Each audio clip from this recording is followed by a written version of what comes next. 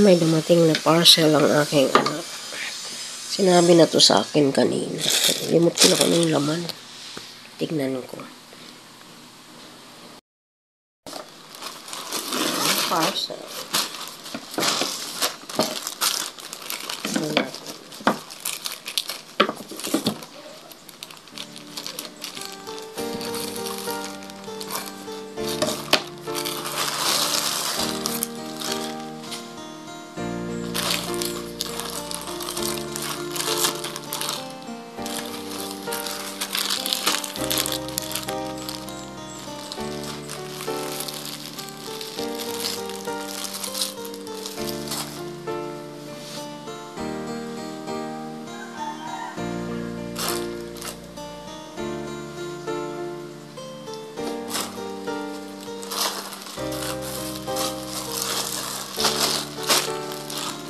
Gamit ang loob.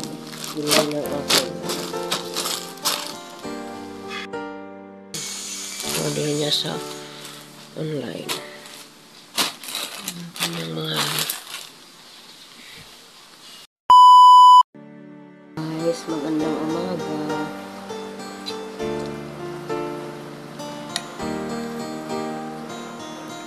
Lagnat na naman ako. Kagabi wala akong kain kasi wala akong ganang kumain. Nag-order ang anak ko ng pagkain namin sa Shopee. Wala akong ganang kumain kagabi.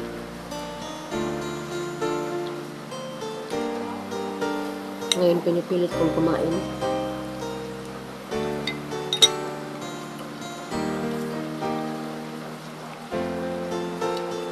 Ang ulo ko nasipon.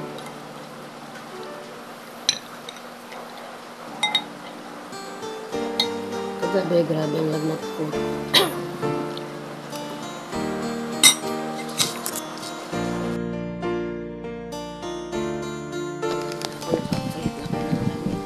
Pulas-pulas ako ng konti. Sana tuluyan na akong gumaling. Wala na akong lagnat pero mabigat yung katawan. Kaya sana maghirap ko kasi nang may sakit. Hindi nga ako nakapag-negosyo ngayon kasi dahil kasakit na ako. Hindi ako nakapag-luto ngayon para daling ko sa tindahan na nadalahan ko. Kaya walang minirienda yung construction worker ngayon ng mga sana sa Lunes makapagtinda na ako. Ang ginagawa ko kasing luto ngayon every other day na lang, parang 3 times a week na lang. So pag hindi ko nakapagluto ng nagluto ako ngayon tapos kinabukasan hindi, naghahanap sila. Kaya hindi na kasi kaya ng powers ko pagka araw-araw magluluto, araw-araw namimili or dalawang lutuan pag namili kasi ako lang naman kasi mag-isa. So ngayon hindi ako nagluto, tsak na magtatanong na naman sila kasi ang last kong luto sa kanila ay Wednesday lang, pansit ang niluto ko, tapos Thursday kahapon hindi. Nagkasakit na ako kahapon, Friday ngayon, tapos yun, sana sa Monday makapagluto na ako. Sana kapagluto na ako sa Monday kasi Saturday bukas, tapos Sunday nakapahinga pa ako. Yan, naminis ko rin naman talagang magluto. Lalo pat meron akong mga regular customer. Yan nga sila sa construction. Chinat ko na yung tindahan kanina. Yung may-ari na. Hindi ako makapagdala ngayon kasi naglagnat ako. Malapit lang naman yun kasi yung construction ang ginagawa dito sa likod ng bahay namin. Tapos iikot pa ako doon para pumunta sa kabilang kalye. So malapit lang naman. Yun nga lang talagang hindi kinaya. Sana gumaling na ako para luto na ako para sa kanila. Guys, katatapos ko lang kumain. Ngayon lang ako kumain ng bali hapunan ko. Ngayon lang ako kumain. Kasi nakaramdam ako ng gutom, parang sarap kumain. Tapos nag-ihaw ako ng daing, isa. Pinainulang ko, tapos kamatis. Saka suka. Kunti lang din naman na nakain ko. Kasi nga maano pa yung pakaramdam ko sa pagkain. So ayun, kahit pa paano, kakain naman ako ngayon ng kanin. Kaya ng umaga, kumain ako, yun lang sabaw. Yung in-order ng anak ko sa Chowking kagabi. Noodles na may ano tawag nun? Basta, yun sa Chowking. Yun ang order kagabi. Tapos ngayon, nagsaing ako. Nung pagsaing ko kanina, hindi pa ako kumain. Pagsaing ko, natulog ako. Tapos ngayon, pagkagising ko ng alas 4:30. Nagutom ako, kaya kumain ako. Tapos, ako ng daing. Nag-ihaw sa kalan. Pinainulang ko. Kunti lang din naman nakain. Mahalaga nakakain ako. Para dagdag ng lakas ng katawan. So, yun lang po. Sana gumaling na talaga ako. Sa bukod. Sa bukod. Hirap nang may sakit. Talaga, Diyos ko. Hirap ang may sakit. Hindi mo nagagawa ang regular na gawain mo pag may sakit ka. Mga gawain sa bahay, hindi mo nagagawa kasi may sakit ka. Gusto mo lang lagi nakahiga. Kasi mabigat ang katawan. Yan, sana gumaling na ako. Yan guys, binili ko sa labas.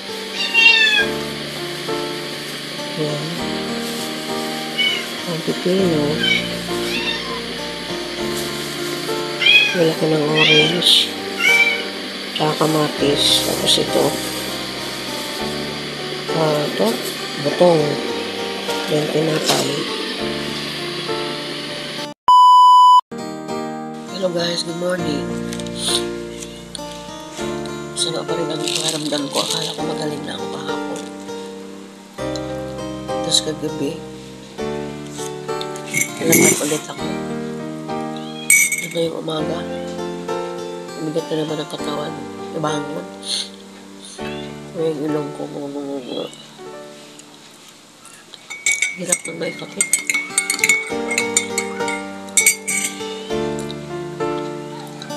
Nahihirapan ko.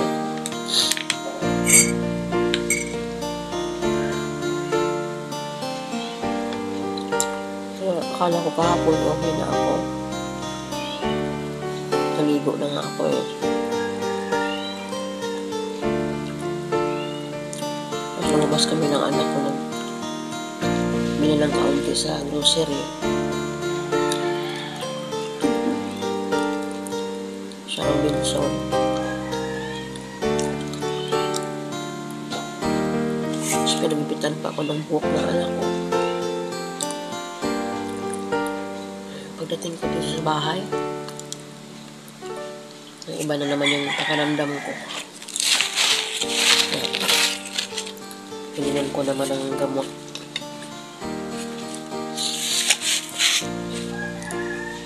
Meron na naman akong parang lagnat sa loob. Ngayon, nakabangon ako kasi pinilit kong bumangon dahil gusto kong magkape. Kainitan ang tiyan. Ang bigat ng katawan ko ibangon. Sana gumaling na ako. Hirap na ako magkasakit. Mga pipo tayo guys. Naglabas ako ng lulutuin ko.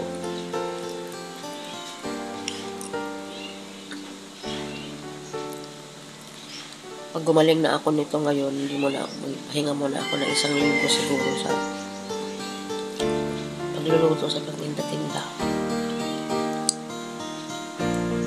Hindi muna sa week na darating. Sa isa na lang siguro muna. Na-miss ko rin magluto. Nahanap ka ng aking mga customer yung mga niluluto ko. Sana gumaling na ako para makagalaw na ulit ako. Guys, see you in my next video. Kuha kami ng konting grocery sa Robinson. Ayan, kuha kami ng kape.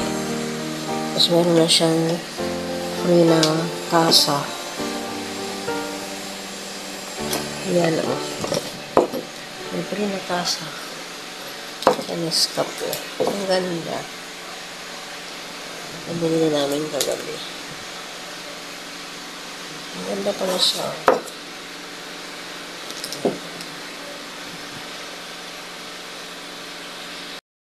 Morning. Nagpalit ako ng bedsheet ko. Kasi ilang araw akong may sakit. Nagpalit ako. Nabili ko ito sa nabili namin ito ng anak ko sa Fed Fair. Nagkaroon kami ng remembrance. Nakabili ako ng isang bedsheet, single, at saka isang kumot, at saka isang yung pangsapin sa sofa. Yung ganda ng kulay, kaya ako kinuha. Hilig kasi ako sa ganyan. May bulaklak, may pa-flowers. So, ang ganda. Nagpalit ako dahil ilang araw akong may sakit. So, pinalitan ko na yung beddings ko para gumaling na ako talaga. Ayan. Ang ganda. Nabili ko na isang para pang sapin sa sofa. 3 na yung ganito ko. 3 na. Sa Feb Fair din namin ito nabili. Ayan. Ito sila. Magkakasama ito. Tsaka ito. Tapos ito siya. Kumot ito. Ayan. Pwede din siyang ipang double sa bedsheet. Ayan. Gusto ko kasi yung colorful. Ayan. Lang po itong 3. Ito at saka ito at saka ito. Parang nasa 300 plus lang. Silang 3. 300 plus lang silang 3. So, yun ang higaan ko. Para presko. Para presko. Dito lang po ako sa baba natutulog. Dahil hindi na ako pwede sa taas, nahirapan ako. Ayan. Pwede yan siyang gawing upuan. Ginagawang upuan yan. Para walang kama sa baba. Kami lang naman siyempre. Ayan. Pinagawa pa yan ng anak ko. Noon. Na to? May 2 taon na rin. 3,000. Nag-dispose kami ng gamit kasi kala namin okay kami doon sa pupuntahan namin. Yun pala naman Pero nakalipas na po yun. Naalala ko lang kasi. So, yan na po yung aking kama. Yan talaga ko dito.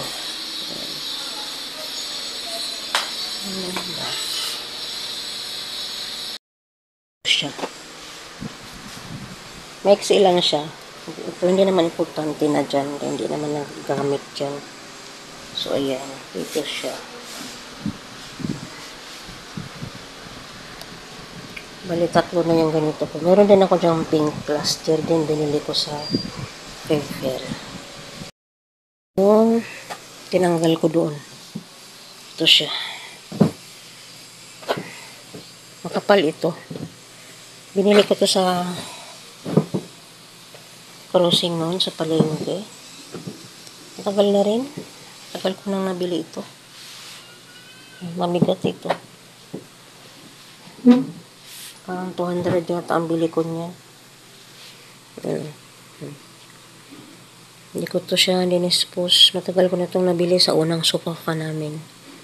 Pangalawa na kasi namin yung sofa yan Yung unang sofa namin, ginamit ko din ito. Kaya ako bumili. Yun pa yung may isang sofa pa kami noon na kawayan. Kaya ako bumili niyan kasi kawayan siya, yung rattan style. Kaya ako bumili nito. Tapos nagkaroon kami ng sofa na kutsyon talaga. Na ginamit ito. Tapos nabenta naman yun dahil nga kala namin dati okay. Babalik kami ng Las Piñas sana. Hindi naman. Tapos yun. Yung sofa na yan, bagong bili na yan. Ano na? 2 years na yan, sofa na yan. Tapos yun. Bali 3 na yung pangsapin ko na kasi nakabili ako ng isang yun eh. Ganda. Yun. Ito yung sinasabi ko na matagal lang gustong bilhin ng anak ko. Kasi doon kanina. Yan.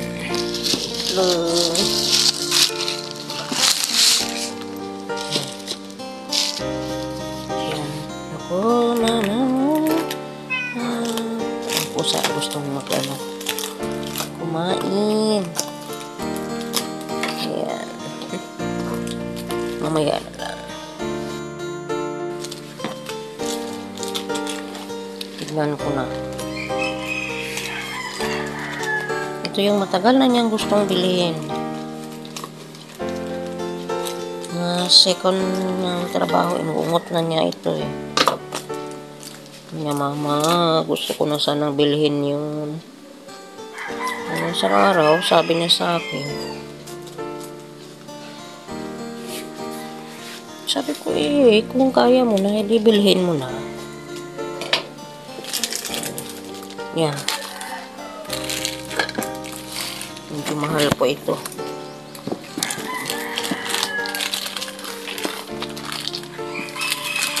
Yan siya. Kasi po, yung anak ko ay mabalbon. Palibasay na paglihi ko rin sa balot. Kaya mabalbon.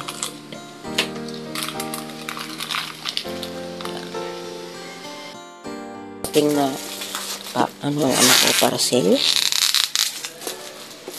Ako yung unang nakakakita. Unang nakita. Sinasabi ko sa kanya, dumating na. Open ko. Sige, ma-open mo. Ayan. Kahit ano yan. Kahit anong orderin yan. Ako una makakakita. Bago siya. Kita niyo yung kamatis, oh. Ganda. Ayan. Mahirap maitaas. Di ko na lang siya ukay-ukayin. Basta yan po yun siya, oh. Yung ginagamit. Ayan. Yan. Mabalbon ho kasi yung anak ko. Itong na siya, medyo nag-matured na. Masyado na siyang conscious sa niya kasi mahaba. Ginagawa niya yung sariling sikap na mag-wax-wax. Ang tagal na niya itong inuungot. Anong isang araw, kasi ilang taon na siya nagtrabaho, mula nung nagtrabaho, maglilimang taon na. Noon pa niya sa akin. Sana daw makabilis siya. Noong mga panahon pa nagtrabaho siya. Nitong nakaraang araw, sabi niya sa akin, sana, mama, pwede ko na bang bilhin yung ganito, ganyan. Sabi ko, go. Sabi ko, kung kaya ng budget mo, bilhin mo na. Kaysa naman, bili ka rin ng bili ng ginagamit mo na pang DIY. DIY baga. Nabibili sa Watson yun. Siya lang gumagawa. At least ito, charge sa lang, kuryente. Yan, ganyan. Medyo pricey po ito. Pero kahit pricey, matagal mo naman siyang gamitin at hindi ka na rin naman mahirapan, hindi ka rin gastos ng gastos. Kaya okay lang. Kaya sabi ko sa kanya, sige, go, bilhin mo na. Kaya ito na, dumating. Price niya sa sarili niyang pagtatrabaho. Kaya hindi ko na pinagkait. Sabi ko, sige, bilhin mo na kung kaya naman.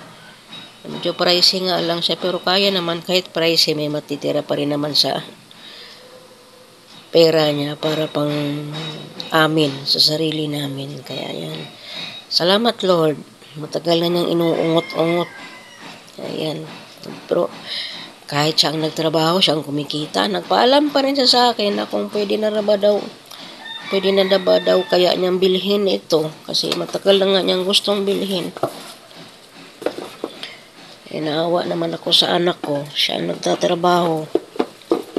Ito sa sarili naman niya ito Kasi bumibili rin siya sa Watson, yung mga ginagamit para mag-remove ang hair. Siyang gumagawa. Hirap nga lang. Ngayon, yan, ito na. Thank you, Lord. At nabili na rin ang aking anak. Matagal na niyang gustong bilhin.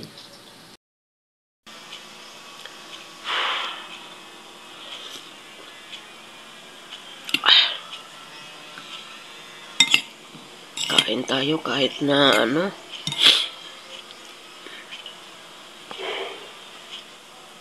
ang hirap ikain.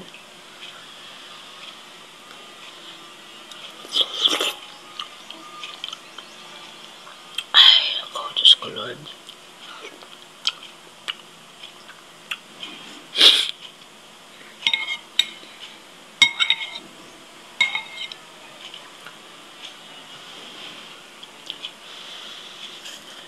Walang tamang kain.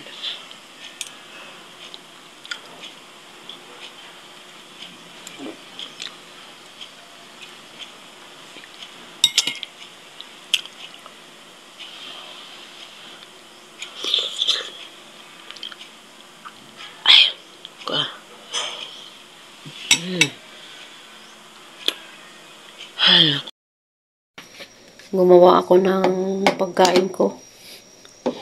Yung bahaw. Gagawin ko siyang lugaw. Tapos yung kapitbahay namin nagbigay ng kalabasa. Yan, nag-slice ako. Ng isang slice. Tapos sinalo ko dyan. Tapos, yan, isang itlog.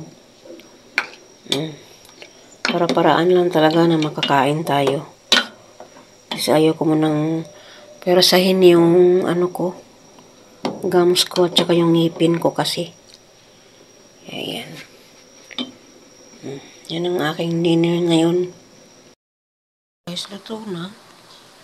Yan. Kalabasa. Lugaw na kalabasa at saka may egg. O, diba? Parang bata. Oh my goodness. Hi guys, magandang gabi mga followers ko, mga subscriber ko. Kamusta po kayong lahat? Galing na po ako sa isang linggo kong may sakit. Katulad sa mga nauna ng video dito, nag-film lang po ako ng konti para makita naman na okay na po ako. Trangkaso ako ng bali 3 araw. Tapos, gumaling ako ng isang araw. Tapos, naglagnat ulit ako. Then, pagkatapos ng lagnatin, lumabas yung mga singaw ko dito sa ganito ko, tidila. Then, after 2 days ng singaw, sumakit naman yung ipin ko dito. So, diba? Dito sila. After ng trangkaso. Nung nilalagnat ako, hindi ako masyadong nakakain ng pagkain kasi mapait yung lasa ko. Ang kinakain ko lang prutas, orange at saka yung saging, then sabaw. Singaw ako, hindi ako makakain. Nahirapan akong kumain.